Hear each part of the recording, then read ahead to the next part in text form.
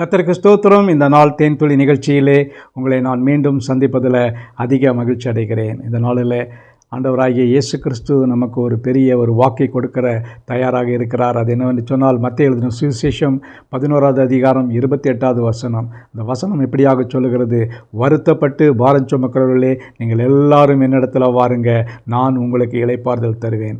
அவரிடத்துல நோக்கி அவரிடத்தில் வருகிறவர்கள் யாராக இருந்தாலும், எத்தனை நபர்களாக இருந்தாலும், உலகத்தில் எந்த பகுதியில் இருந்த எந்த மக்களாக இருந்தாலும் அவர்களுக்கு நான் இளைப்பாறுதலை கொடுப்பேன் என்று ஆண்டவராய் இயேசு கிறிஸ்து உறுதி கொடுக்கிறார். அந்த உறுதி மிகவும் உன்னதமான உறுதி.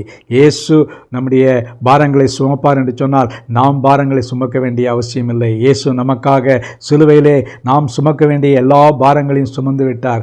ஆகவே நம்முடைய பாரங்கள் லகுவாகி அவர் நமக்காக பாரத்தை சுமக்கிறார். அதோடு கூட அடுத்த வசனத்தில் பார்க்கும் பொழுது, நான் சாந்தமும் மனத்தாட்சியும் தாழ்மையுள்ளவனாக இருக்கிறேன், என் நுகத்தை நீங்கள் ஏற்றுக்கொண்டு என்னிடத்தில் கற்றுக்கொள்ளுங்கள், அப்பொழுது உங்கள் ஆத்துமாக்களுக்கு இளைப்பாறுதல் கிடைக்கும் என்று சொல்கிறார். நம்முடைய ஆத்தும பகுதியில் ஆத்துமாக்களுக்கு இளைப்பாறுதல் வேண்டும் என்று சொன்னால் தேவன் இயேசு கொடுக்கக்கூடியதான அந்த இளைப்பாறுதல் மிக மிக அவசியம். ஆகவே நாம் இனிமேல் வருத்தப்பட்டு கவலைப்பட வேண்டிய அவசியம் இல்லை. நமக்காக கவலைப்படக்கூடிய ஒருவர் இருக்கிறார். அவர்தான் ஆண்டவராகிய இயேசு கிறிஸ்து. இந்த நாளிலே நாம் அவரை நோக்கி பார்ப்போமா? அவரிடத்திலே வருவோமா? நம்முடைய பாரங்களை எல்லாம் அவர் மீது வைத்து விடுவோமா? அப்படி வைக்கின்ற வேளையில் நமக்கு ஒரு பெரிய ஒரு விடுதலை கிடைக்கும். ஒரு பெரிய ஒரு ஈஸ் நம்முடைய வாழ்க்கைக்குள்ளாக ஏற்படும். ஒரு பெரிய பாரம் நம்மை விட்டு நீங்கி போனதைப் போல காணப்பட முடியும்.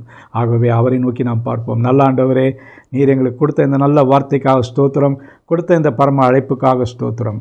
நாங்கள் வருத்தப்பட்டு கொண்டு இருக்கிறோம் ஆண்டவரே. நாங்கள் எல்லா பாரத்தையும் மீது வைத்து விடுகிறோம் ஐயா. நீர் எங்களை விசாரிக்கிறவராயிருக்கிறதுனால உம்முடைய எங்கள் பாரத்தை எல்லாம் வைக்கிறோம் ஆண்டவரே. நீர் எங்களுக்கு இளைப்பாறுதலை தர வேண்டுமா ஜெபிக்கிறோம். மீட்பர் இயேசுவின் நாமத்தில் ஜெபிக்கிறேன் நல்ல பிதாவே, ஆமேன் ஆமேன். கர்த்தர் உங்களை ஆசீர்வதிப்பாராக. இந்த நாள் ஒரு இளைப்பாறுதலின் நாளாக இருக்கட்டும்.